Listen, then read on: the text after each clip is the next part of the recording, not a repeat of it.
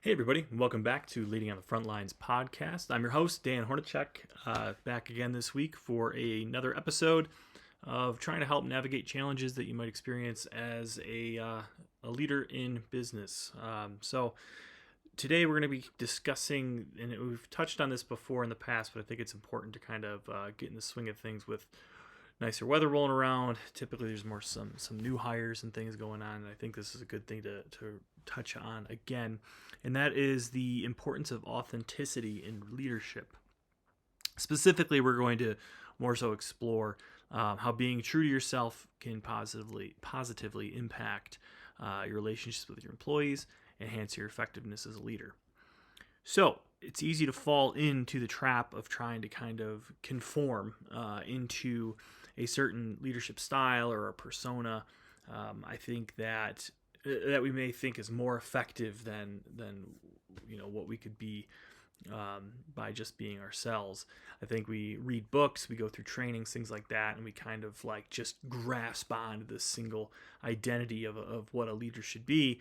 And I don't know that that's the best way that the best thing to do, especially when you're trying to overall breed trust and creating foundations with your employees. When you're true to yourself as far as implementing these leadership styles, you're really going to your employees can really see that your genuine intentions as far as you as a leader, and they're likely to trust and respect you more. So really, what does that mean, though? What does it mean to be yourself in a leadership role? And it means embracing your unique qualities. We're all kind of interesting folks. We all have quirks. We're all different, typically speaking, than others. And it's important to embrace those, your values, your strengths, and bring all of these things to the table. And authentic leaders are very self-aware and understand their own limitations, as well as their areas of expertise. And that's something that I think is important. Like I mentioned, if you're going to a training and you're really trying to grasp onto this piece of leadership that you just learned and just were trained in, that's not an area of expertise. You haven't tested it. You haven't really seen if it works for you. There's a lot of things that, a lot of trainings I've gone through where the concepts of like what they're trying to show and whatnot is really cool, and I really think it's something that is beneficial, but I just suck at it, and so I don't really utilize that tool in my toolbox very often. And by doing these, you're going to create an environment where your employees ultimately feel safe to be themselves and contribute their best work. It's kind of like one of those things where you notice when someone's kind of I don't want to say hiding something, because that might not be the case, but I think it's you get that kind of sixth sense about people when they're not being themselves, and it can make for awkward situations. Because one important aspect is to build those genuine connections with your employees, and when you're showing your vulnerabilities or you're sharing personal experiences, it kind of humanizes you and makes you relatable to your employees. You don't always have to be, this, that kind of like movie picturesque manager or leader where you're this kind of stoic, stern person in this leadership role. You are human, sharing your stories of triumphs and failures can really inspire and motivate your employees. You may not even know it. It could just be talking about something that happened over the weekend, or just a past story of something that happened when you were younger. And, you're showing them that success is achievable, but also that it's okay to screw up along the way. Or, it's okay to fail and fall on your face and get back up, dust yourself off, and keep moving forward. And this leads into open and honest communication, and it encourages kind of that feedback, because that natural kind of dialogue when you're with people, it's just kind of more comfortable, and you're, by doing so, just sharing these experiences and whatnot, you're creating that culture where employees feel comfortable expressing their thoughts and ideas. it's kind of interesting if you think about it, because it's just a simple conversation about what happened over the weekend can do this for you. Again, it doesn't have to be this like this. I use the word stoic, but it doesn't have to be this like big thing with being a leader. It's just simply having an honest conversation or a human conversation um, with your people, and I think that's pretty cool, and it's really going to allow you to, as the leader, be open and um, share different perspectives, and you as yourself can almost help create a sense of belonging with your team. It's kind of like a head coach in a football team. It's weird concept to think about, but it's their house, right? It's your employee's house, and you're kind of like mom or dad. And do you want to be the parent that when you show up, they're like, "Oh my God, mom and dad's here"? Or do they want to be like, they want to be afraid of you? Like that's, if you think about it from that kind of standpoint, what your employees think of you when you enter a room speaks volumes.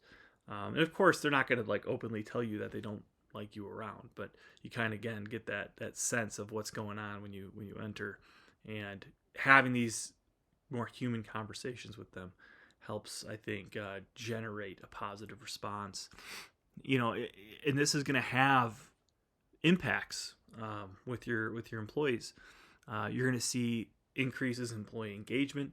You're going to see increases in employment productivity, because when employees feel seen and valued for who they are, um, they're more likely to be engaged in their work and go that extra mile, because you being more authentic with them, they're going to recognize and appreciate the unique strengths that you have, and it's going to also allow you to really realize the contributions of each team member, and it's going to empower them to ultimately excel in their role.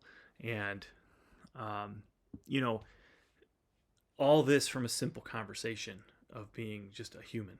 um, it's I've always been a proponent of talking to my employees. I don't want to say like as they're my friends, because typically they're not your friends, so to speak. But again, and I've mentioned this a few times, you're with these people more a lot of times than you're with your family throughout the week, or even with your outside of work friends. And so it's kind of nice to have a more relaxed atmosphere where you can have these types of conversations, talk about what happened over the weekend, get to know one another for who each other are. And a lot of managers are afraid of that because it thinks that they're going to lose kind of that validity as a manager. It's like, if they talk about how they went to go fishing and they forgot their boat in their driveway, they're going to look at that as though if my employees hear that I did that, they're going to look down on me as if I'm an idiot. And they probably will, and hopefully you guys have a relationship where they can bust your balls a little bit about it. But I think it's important to have these conversations and be able to laugh at yourself. Because if you're able to laugh at yourself, how safe is that going to create? How safe of a space is that going to create for your employee to sit there, make a mistake, and go to you about the mistake that they made, versus either trying to cover it up or not going to you and making a mountain out of a molehill and things like that. So all this from a simple conversation with your employees.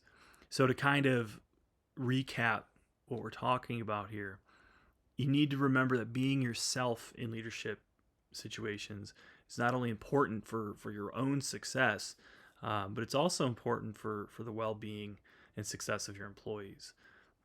Authenticity, again, it builds trust, it fosters engagement, it creates a positive work culture where everyone can thrive. And when I say thrive, it's kind of wrapping all those different things as far as being open with your manager, being open with other employees, creating that collaborative environment. We talked about kind of creating a more positive culture with everybody involved.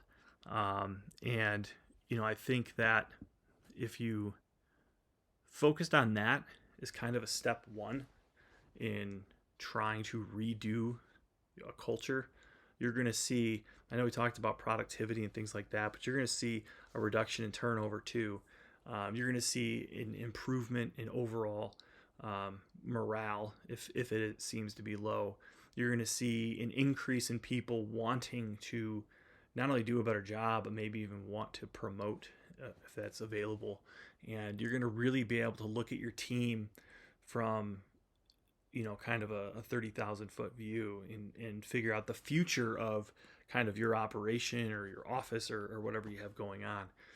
It creates a lot of exciting things because you can really take this stuff and run with it as far as opening up dialogue and seeing who your next rock stars are going to be, who needs work, things like that. And I talk about that a lot as far as kind of observing and being able to figure that stuff out. But I think it's a good step one, especially as we're well, hopefully for most of the country coming out of spring and into some summer weather. I know here in Montana it's still pretty back and forth from winter to spring. So, but I hope you guys are staying warm. That's really all I've got today. I think that it's a really good stepping stone into, like I said, into the warmer weather. People's moods generally go up. I'm really excited for it. So check us out next week, Leading the Frontlines podcast. Again, Dan Hornacek, I'm your host. Check us out on Instagram, X, and YouTube. Leading on the Front for Instagram and X. Leading the Front, on Instagram and YouTube. Leading the Front on X. So, would love to see some feedback, guys. And yeah, we'll check you out next week.